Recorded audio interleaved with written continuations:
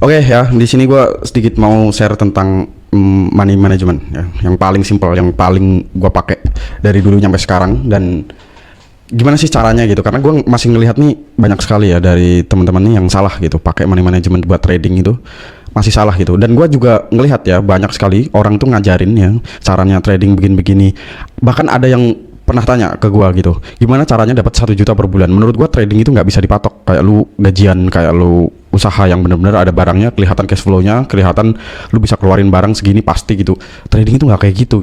Jadi kalian salah gitu. Tapi gimana cara money managementnya gitu, atur uangnya itu biar bagus gitu. Yang pertama ya, sebelum kamu manajemen uangmu, itu yang pertama adalah punya metode. Itu yang paling simpel, itu yang dari dulu sampai sekarang itu gua pakai gitu. Jadi lu cari aja satu metode trading lu itu gimana gitu, lu pakai ibaratnya pakai indikator atau pakai cara apapun gitu, lalu di backtest. Gimana cara backtestnya? Contoh lu trading ya 100 kali trading, lalu ditulis gitu, oke, gua hari ini tanggal ini trading di sini. Nah, dari 100 itu yang profit berapa, yang loss berapa gitu. Kalau yang profit 60, yang loss 40 nih, berarti metode ini masih bisa dipakai gitu.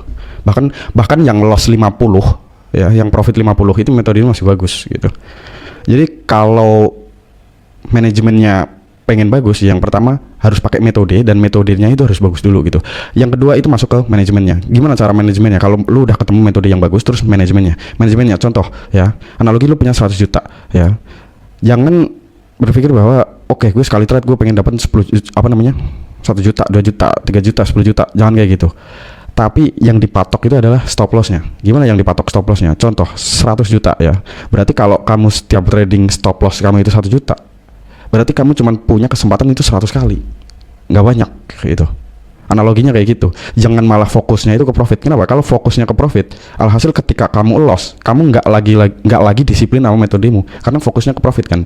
Ketika 1 kali trade terus loss, kok gua nggak dapat segini ya, terus lu trading lagi gitu. Itu salah menurut gua. Jadi lu harus tata manajemen lu yang bagus, baru itu bisa diterapin gitu. Gue dari dulu pakai ini nyampe sekarang, bahkan masih gue pakai. Jadi itu ya, cari metodenya yang bagus ya. Jangan fokus ke profitnya, fokus ke stop lossnya ketika lu mau entry gitu.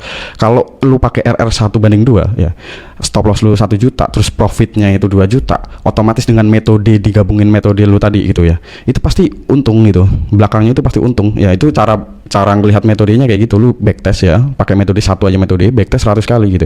Profitnya berapa kali nih ya kan, stop lossnya berapa kali gitu, baru di situ bisa lu ambil. Kalau profitnya banyak gitu, baru ini berarti metodenya cocok dan itu bisa dipakai gitu. Dan yang kedua ya itu tadi manajemennya gitu. Kalau lu analoginya lu modal 100 juta ya kan, stop lossnya lu kasih 1 juta per entry gitu ya kan, berarti lu cuman punya kesempatan 100 kali, nggak banyak gitu. Dari keuntungan itulah nanti bisa digeser gitu. Jadi nggak usah, jangan buru-buru wah pengen segini, nggak bisa gitu, hancur gitu. Jadi analoginya nggak bisa ketika lu pakai modal, bahkan modal kecil ya, terus lu patok gitu, ibaratnya lu patok, oh gue pengen segini, nggak bisa gitu. Jadi lu harus cari metode lu dulu ya. Kalau udah cocok nih ibaratnya, baru di manajemen yang bagus gitu. Jadi itu percuma ya, manajemennya udah gue ngomong tadi gitu. Manajemennya gue udah ngomong di sini, ibaratnya manajemennya begini. Oke, lu punya 100 juta, stop loss lu berapa? Stop loss lu contoh 500.000 gitu ya. Kalau nggak 1 juta, berarti lu punya kesempatan berarti 100 kali entry atau 200 kali entry kalau stop loss lu 500.000 gitu. Tapi metode yang lu pakai itu gonta-ganti terus, ya sama aja gitu. Metode satu di backtest 100 kali, profitnya berapa nih? Ya kan, stop lossnya berapa? Terus pakai metodenya gitu. Simple gitu. Jadi jangan jangan dengerin orang yang ngomong wah ini harus di layering lagi.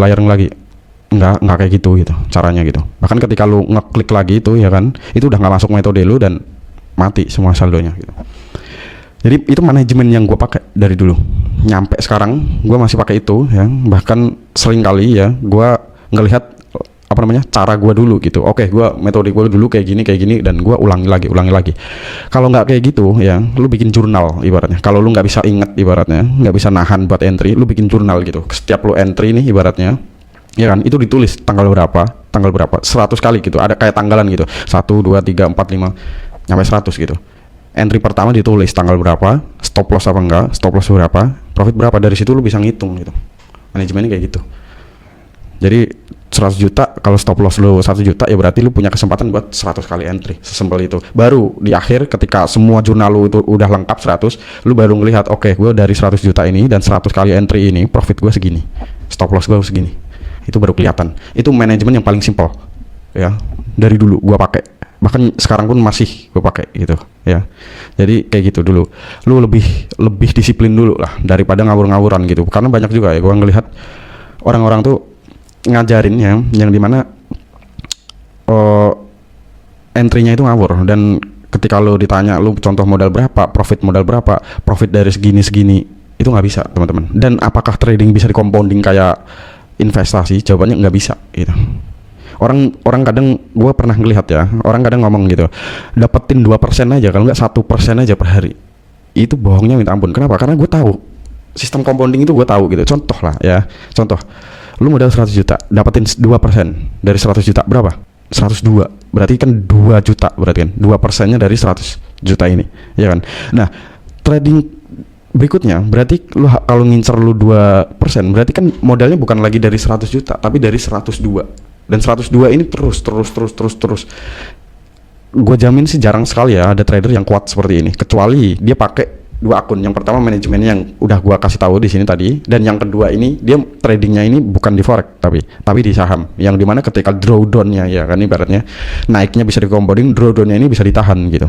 Kalau di forex itu menurut gua terlalu agresif. Kenapa? Karena ini CFD gitu, kita nggak bisa nahan kayak kita beli saham gitu, kita nggak jual itu bisa naik lagi gitu, enggak gitu.